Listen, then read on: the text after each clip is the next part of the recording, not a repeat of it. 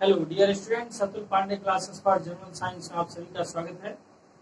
Students, आज हम लोग अपने क्लास 10th में एक नए चैप्टर्स फिजिक्स के लाइट रिफ्लेक्शन एंड रिफ्रैक्शन, ठीक है, लाइट के रिफ्लेक्शन और रिफ्रैक्शन के बारे में इस चैप्टर को स्टार्ट करेंगे। तो सबसे पहली चीज तो जानेंगे कि लाइट है क्या, ठीक है। ऐसी कुछ छोटी चीजों से पहले चैप्टर की शुरुआत करेंगे। लाइट क्या चीज होती है, लाइट की नेचर क्या होती है, कैसे डिफरेंट फिजिस्टों ने, अलग अलग साइंटिस्टों ने नेचर ऑफ लाइट को, लाइट की क्या इस नेचर को डिफाइन किया है। फिर उसके बाद लाइट की कैरेक्टरिस्टिक्स के जानेंगे कि लाइट वेव्स की कैरेक्टरिस्टिक्स क्या होती है। ऐसी छोटी छोटी चीजों को लेते हुए हम आगे की तरफ बढ़ते हैं। चलिए ज्वाइन करिए क्लास को, नोट्स आप प्रिपेयर करिए। Atul Pandey classes for general science, ये चैनल को सब्सक्राइब ना किए हो तो चैनल को सब्सक्राइब कर लीजिए बच्चों। चलिए देखिए, पहली चीज लाइट क्या चीज होती है। लाइट तो लाइट जो होती है एनर्जी का फॉर्म होता है, जिसके कारण, जिस एनर्जी के कारण we can see around us, जिसके कारण हम अपने चारों तरफ देख सकते हैं या देखते हैं। किसके कारण? लाइट के कारण। किसके कारण? लाइट के कारण। तो ये लाइट डिफाइन किया गया है कि light is a form of energy which makes the object visible to our eyes. Light क्या होती है? फॉर्म ऑफ एनर्जी होती है which makes the object visible to our eyes, जो हमारे ऑब्जेक्ट को हमारे आंखों के द्वारा क्या करती है? विजुअल करती है। मीन्स दैट, जो भी मैंने बताया कि with the help of light we see around us. Light की हेल्प से हम क्या कर सकते हैं? अपने चारों तरफ देख सकते हैं, ठीक। तो ये चीज होती है लाइट। लेकिन अब आगे लाइट की नेचर क्या है, लाइट वेव की नेचर क्या है, तो अलग अलग साइंटिस्टों ने लाइट वेव के नेचर को बताया है। तो ध्यान से सुनिएगा, बहुत इंपॉर्टेंट चीज है नेचर ऑफ लाइट, ठीक। नोट करिएगा। तो पहला नेचर है न्यूटन्स की कॉर्पस्कुलर थ्योरी। न्यूटन ने कॉर्पस्कुलर थ्योरी दिया। क्या इन्होंने बताया अपनी कॉर्पस्कुलर थ्योरी में? न्यूटन्स कॉर्पस्कुलर थ्योरी, इसमें इन्होंने ये बताया कि इट स्टेट दैट लाइट, मतलब light travels in space with a great speed. जो लाइट वेव होती है स्पेस में बहुत तेज स्पीड से क्या करती है? ट्रेवल करती है। Light travels in space with a great speed as a, किस रूप में? As a stream of very small particles, बहुत छोटे छोटे पार्टिकल्स के रूप में। ऐसे हम लोग यदि लाइट को देखें तो लाइट से देखते हैं कि बहुत छोटे छोटे पार्टिकल्स क्या होते हैं? इमिट होते हैं, और वही पार्टिकल्स आगे की तरफ क्या होते हैं? बढ़ते जाते हैं। तो उसी चीज को न्यूटन्स ने बताया कि light travel in space with a great speed as a stream of very small particles, बहुत स्मॉल पार्टिकल्स के स्ट्रीम के रूप में, as a stream of very small particles called corpuscles, जो क्या कहलाता है? corpuscles कहलाता है। तो ये तो न्यूटन्स ने बताया अपनी कॉर्पस्कुलर थ्योरी में। लेकिन आगे दूसरे साइंटिस्ट, उन्होंने नेचर क्या बताया? नेचर ऑफ लाइट क्या बताया? तो मैक्सवेल साहब आ गए। मैक्सवेल साहब ने क्या बताया कि Maxwell proposed that light waves are electromagnetic waves। Light waves क्या होते हैं? इलेक्ट्रोमैग्नेटिक वेव्स होते हैं। आप देखिए, कुछ बात समझिए। वेव दो तरह के हैं, आपको क्लास 9th में साउंड चैप्टर में पढ़ाया गया होगा, ठीक है, कि light waves are two types of waves, mechanical and non mechanical waves. Mechanical waves require medium for their propagation. Mechanical waves जो होते हैं उनको मीडियम की जरूरत होती है अपने प्रोपोगेशन के लिए। लेकिन but non mechanical waves do not require medium. Non mechanical waves को मीडियम की जरूरत नहीं होती है फॉर प्रोपोगेशन। और non mechanical waves are called electromagnetic waves. इसी नॉन मैकेनिकल वेव्स को क्या कहा जाता है?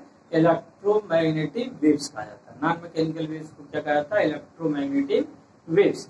तो ये चीज कहा गया है कि light waves are electromagnetic waves. Light waves क्या होती है? इलेक्ट्रोमैग्नेटिक वेव्स होती है, which require no material medium for their propagation. जिसको ट्रेवल करने के लिए, लाइट वेव को प्रोपोगेट होने के लिए किसी मटेरियल मीडियम की जरूरत नहीं होती है, ठीक। चलिए अगले नेचर ऑफ लाइट को जानते हैं। तो आगे बढ़ने से पहले क्लास को लाइक कर दीजिए, शेयर कर दीजिए, चैनल को सब्सक्राइब कर दीजिए। बच्चों, आप लाइक कर देते हैं लेकिन चैनल को सब्सक्राइब नहीं करते हैं, चैनल को, क्लास को देखकर आगे बढ़ जाते हैं। ठीक, तो ये बहुत बड़ी गलती करते हैं, एक तरीके से समझिए। ठीक, तो चैनल को सब्सक्राइब कर दीजिए यदि अभी तक चैनल को सब्सक्राइब ना किया। चलिए अगला नेचर ऑफ लाइट क्या कह रहा है, third nature of light Einstein साहब के द्वारा बताया गया। इन्होंने आइंस्टीन साहब ने क्या बताया नेचर ऑफ लाइट के बारे में, देखिएगा। आइंस्टीन साहब ने बताया कि light propagates in the form of small packets of energy. ठीक है, आइंस्टीन साहब ने क्या बताया कि light propagates in the form of small packet of energy called photons. Light जो होती है वो स्मॉल पैकेट ऑफ एनर्जी के रूप में चलती है।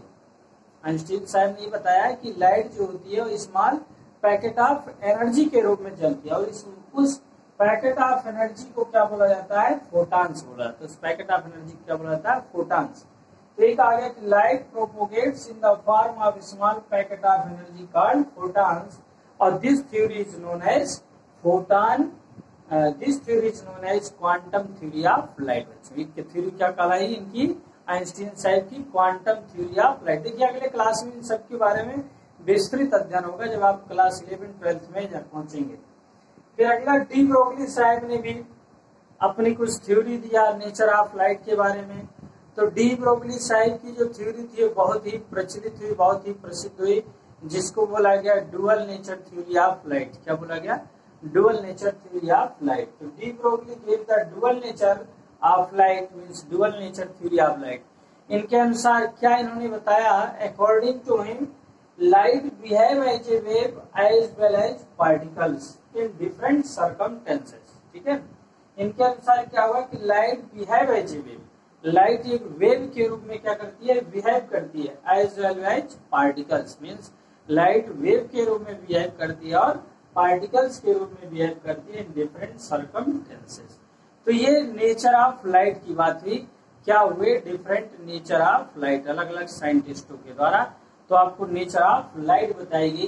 ठीक, बहुत ही अच्छी क्लास, आनंददायक क्लास, बहुत ही इंफॉर्मेटिव क्लास है बच्चों। ठीक है, चलिए आगे बढ़ते हैं, कैरेक्टरिस्टिक्स ऑफ लाइट को जानते हैं कि लाइट की कैरेक्टरिस्टिक्स क्या है। कैरेक्टरिस्टिक्स ऑफ लाइट को जानते हैं क्या। स्टूडेंट्स आगे बढ़ते हैं, कैरेक्टरिस्टिक्स ऑफ लाइट की बात करते हैं कि लाइट की कैरेक्टरिस्टिक्स क्या है। तो सबसे पहली कैरेक्टरिस्टिक्स लाइट की होती है कि speed of light are different in different medium. जो लाइट की स्पीड होती है वो डिफरेंट मीडियम में क्या होती है, अलग अलग होती है। मीन्स दैट समझे रेयर मीडियम में, मीन्स जिस मीडियम के पार्टिकल्स दूर दूर होंगे उसमें लाइट की स्पीड अधिक होगी, जिस मीडियम में लाइट के पार्टिकल्स नजदीक होंगे उसमें लाइट की स्पीड कम होगी, और जिस मीडियम में लाइट की पार्टिकल्स बहुत ही नजदीक होंगी मीन्स वेरी क्लोज होंगे सच दैट सॉलिड, उसमें लाइट की स्पीड और भी कम होगी। तो यही पहला पॉइंट है कि speed of light are different in different medium. Such that air की बात करते हैं मीन्स दैट वैक्यूम की बात करते हैं, तो एयर में लाइट की स्पीड 3 × 10 के पावर 8 मीटर पर सेकंड हो जाता है। क्या हो जाता है, 3 × 10 के पावर 8 मीटर पर सेकंड हो जाता है। वाटर की बात करते हैं तो यही वाटर में, क्लीन वाटर में 2.25 × 10 के पावर 8 मीटर पर सेकंड हो गया। ठीक, या फिर ग्लास की बात कर लेते हैं तो ग्लास में क्या हो जाता है, 2 × 10 के पावर 8 मीटर पर सेकंड। तो इस तरीके से speed of light are different in different medium, these are depend on their density. ठीक है, मीडियम की डेंसिटी पर ये डिपेंड करता है। जैसे एयर की डेंसिटी कम है तो लाइट की स्पीड ग्रेटर हो गई 3 × 10 के पावर 8, वाटर की डेंसिटी बढ़ गई उससे तो लाइट की स्पीड घट गई, और ग्लास की स्पीड अधिक हो गई इन सबसे तो और लाइट की स्पीड और भी घट गई 2 × 10 के पावर 8 मीटर पर सेकंड। फिर अगली प्रॉपर्टी जो होती है कि light travels from one point two another in a straight line, in a straight line. तो कहा जा रहा है दूसरा point, light travels from one point two another in a straight line. Line किसी एक पॉइंट से किसी पॉइंट सोर्स से जहां से लाइट आ रही है, मान लीजिए सन से लाइट अर्थ को आ रही है, तो सन से जो लाइट अर्थ को आ रही है वो ट्रेवल इन स्ट्रेट लाइन।